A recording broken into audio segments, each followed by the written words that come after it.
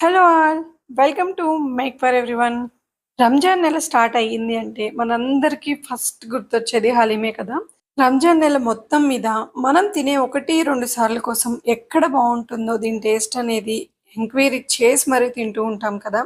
అలా కాకుండా the best haleem రెసిపీని మనం ఇంట్లోనే ప్రిపేర్ చేసుకోవచ్చు. దీన్ని ఇంట్లో ప్రిపేర్ చేయడం చాలా పెద్ద ప్రాసెస్. ఇంకా చాలా కష్టం అనుకుంటాం కదా! అలా ఏం కాదండి. ది బెస్ట్ హలీం రెసిపీని ఇంట్లోనే ప్రిపేర్ చేసుకోవచ్చనమాట. ఈ వీడియోలో నేను చూయించే కొలతలు, అలాగే నేను చెప్పే కొన్ని టిప్స్‌తో ఈ పర్ఫెక్ట్ హలీం రెసిపీని ఇంట్లోనే ఎలా ప్రిపేర్ చేసుకోవాలో చూసేయండి. హలీం రెసిపీ పర్ఫెక్ట్‌గా రావాలి అంటే వీడియోని ఎక్కడ స్కిప్ చేయకుండా చివరి వరకు చూసేయండి మరి. దీనికోసం ముందుగానే మనం కొన్ని పప్పుల్ని నానబెట్టుకోవాలి. అవేంటో చూసేద్దాం. ఒక బౌల్ తీసుకొని అందులో 3 table spoon basmati rice, 1.5 table spoon కందిపప్పు, 2 టేబుల్ స్పూన్ శనగపప్పు, 75 గ్రామ్స్ వరకు గోధుమ రవ్వ, 2 టేబుల్ స్పూన్ మినపప్పు, అలాగే 15-20 వరకు బాదం పప్పులను కూడా వేసుకొని వీటన్నిటిని శుభ్రంగా వాష్ చేసుకోవాలి. ఈ విధంగా వాష్ చేసిన తర్వాత ఇందులో ఈ పప్పులన్నీ మునిగేంత వరకు వాటర్ పోసుకొని 2 గంటల పాటు నానబెట్టుకోవాలి. ఇంత టైం మీ దగ్గర లేదనుకుంటే గోరువెచ్చని నీళ్లు పోసుకొని 1 అవర్ పాటు నానబెట్టుకున్నా కూడా సరిపోతుందనమాట. తర్వాత ఈ రెసిపీకి మెయిన్ హీరో మటనే కదా! ఈ మటన్ అనేది 750 గ్రామ్స్ వరకు తీసుకోవాలి. దీంతో పాటే 150 గ్రామ్స్ వరకు మటన్ కొవ్వును కూడా తీసుకోవాలి. ఇది చాలా ఇంపార్టెంట్ అండి. అస్సలు మిస్ చేయొద్దు ఈ మటన్ కొవ్వనేది. మీరు మటన్‌ని కట్ చేయించుకునేటప్పుడే హలీం కోసం అని చెప్తే వాళ్ళే ఫ్రీగా కొవ్వు కంపల్సరీగా వేస్తారనమాట. తర్వాత ఇక్కడ నేను చూయించే విధంగా పెద్ద సైజ్ ముక్కలుండేలాగా చూసుకోండి. షాప్ వాడి చేత కట్ చేయించుకునేటట్లయితే ఈ సైజులో కట్ చేసుకోండి. లేదంటే మీరు ఇంటికి తీసుకొచ్చి అయినా సరే ఈ విధంగా పెద్ద సైజులో ఉండేలాగా కట్ చేసుకోండి. ఎందుకు అంటే మనం హలీం తినేటప్పుడు చూసారు కదా! ఇక్కడ నారలు సాగుతుందనమాట. అలా కాకుండా మీరు చిన్న ముక్కలు కట్ చేసుకున్నారనుకోండి, స్మూత్ పేస్ట్ లాగా అయిపోతుంది హలీం అనేది. అప్పుడు అస్సలు బాగోదనమాట.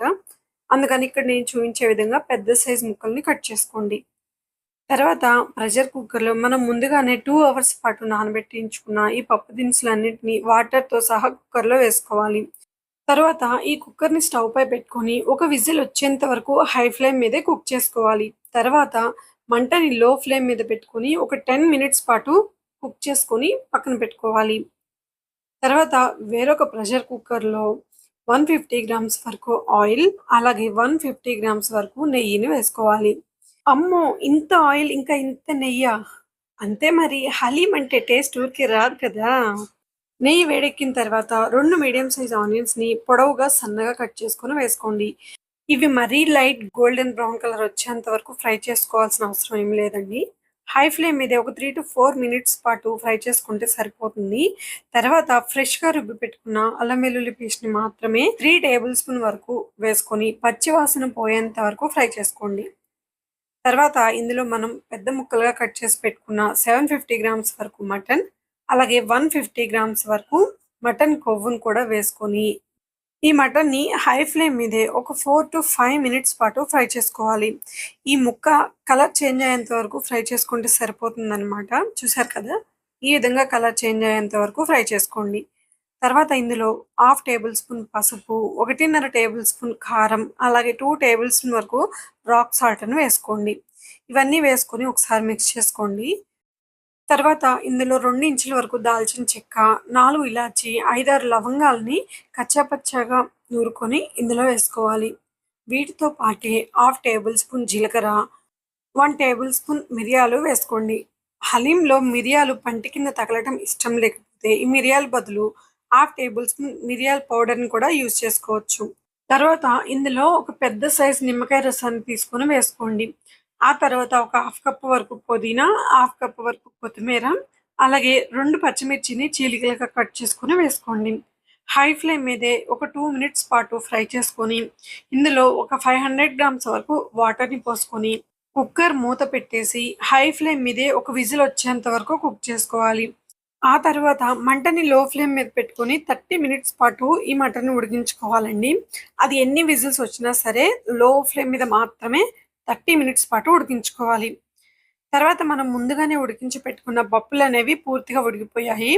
వీటిని కంప్లీట్‌గా చల్లారిన తర్వాత అవసరం అనిపిస్తే కొద్దిగా వాటర్ వేసుకొని స్మూత్ పేస్ట్ లాగా మిక్సీ పట్టుకొని ఈ పేస్ట్‌ని పక్కన పెట్టుకోవాలి. తర్వాత 30 మినిట్స్ పాటు ఉడికించుకున్న మటన్‌ని ఒకసారి చూద్దాం. చూసారు కదా! మనం ఇందులో వేసిన నెయ్యి, ఆయిల్ ఇంకా కొవ్వనేది మటన్ బాగా ఉడికిపోయి ఇది సెపరేట్ అయిపోయింది. ఈ నెయ్యిని సెపరేట్‌గా ఒక 2 గరిటెల పాటు తీసుకొని పక్కన పెట్టుకోండి. ఇది ఎందుకంటే మనకి మటన్ హలీం అనేది సర్వ్ చేసేటప్పుడు ఆ పైన నెయ్యని వేస్తూ ఉంటారు కదా! అది ఇదే అన్నమాట. అందుకని 2 గరిటెల కన్నా ఎక్కువ తీసుకోకండి. మళ్ళీ మటన్ హలీంలోకి సరిపోదు. ఆ తర్వాత చూసారు కదా! 30 మినిట్స్ పాటు ఉడికించి పెట్టుకున్న మటన్ అనేది ఎంత సాఫ్ట్‌గా కుక్ అయిందో. ఇప్పుడు ఈ మటన్ మొత్తం స్మాష్ చేసుకోవాలండి. ఇక్కడ నేను చూయించే ఇలాంటి గరిటె ఉంటే దీంతో స్మాష్ చేసుకోండి. లేదంటే మనకి ఇంట్లో పప్పుని ఎనుపుకునే పప్పు గుత్తి ఉంటుంది కదా! దాంతో అయినా సరే ఈ మటన్‌ని ఈ విధంగా స్మాష్ చేసి పెట్టుకోండి. తర్వాత ఇందులో మనం ముందుగా ఉడికించి మిక్సీ పట్టించుకున్న పప్పు దినుసుల పేస్ట్‌ని కూడా వేసుకోవాలి. ఈ మటన్ ఇంకా ఈ పేస్ట్ అనేది పూర్తిగా కలిసిపోయేంత వరకు ఒక 2-3 మినిట్స్ పాటు ఈ విధంగా కలుపుకోవాలి. తర్వాత ఈ ప్రెషర్ కుక్కర్‌ని స్టవ్ పై పెట్టుకొని మీడియం ఫ్లేమ్ మీద మాత్రమే దీన్ని కలుపుకుంటూ ఉండాలి. దీనికోసం ఇందులో వేసే ఫైనల్ మసాలా ఇదే అన్నమాట. హాఫ్ టేబుల్ స్పూన్ జీలకర్ర, హాఫ్ టేబుల్ స్పూన్ మిరియాలు, హాఫ్ టేబుల్ స్పూన్ షాజీరా, 2 ఇంచుల వరకు దాల్చిన చెక్క, 5, 6 లవంగాలు, 5, 6 ఇలాచి, అలాగే ఇందులో చాలా ఇంపార్టెంట్ అయిన తోక మిరియాలండి. ఇవి పచారీ షాపుల్లో కూడా దొరుకుతాయన్నమాట చాలా ఈజీగానే.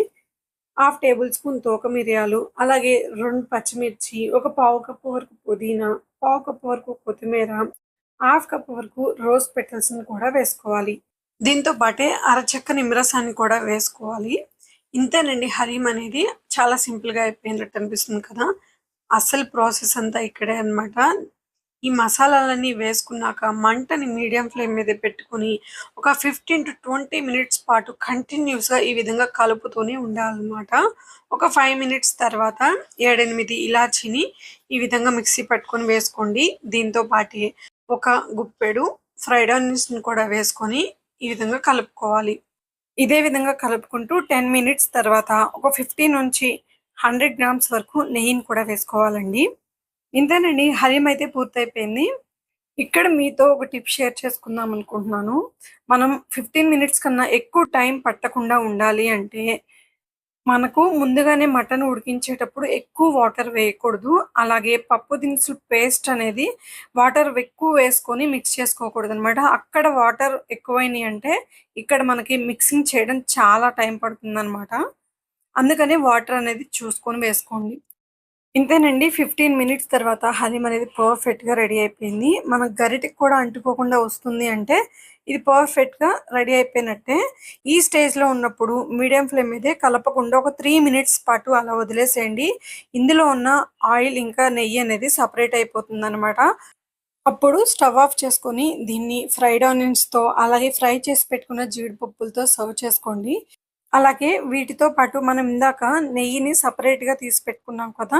దానితో కూడా సర్వ్ చేసుకోండి. దీని టేస్ట్ అయితే మాత్రం చాలా చాలా బావుంటుందండి. తప్పకుండా ఒక్కసారి ట్రై చేయండి. కొంచెం కష్టంగా అనిపించినా సరే ఇంట్లో వాళ్ళందరూ హ్యాపీగా ఎంజాయ్ చేయొచ్చనమాట. ఈ వీడియో మీకెలా అనిపించిందో తప్పకుండా కామెంట్ చేసి చెప్పండి. అలాగే మన ఛానల్‌ని ఫస్ట్ టైమ్ చూస్తున్న వాళ్ళైతే లైక్ చేసి, షేర్ చేసి, మన ఛానల్‌ని సబ్స్క్రైబ్ చేసుకొని పక్కనే ఉన్న బెల్ ఐకాన్‌ని క్లిక్ చేయండి.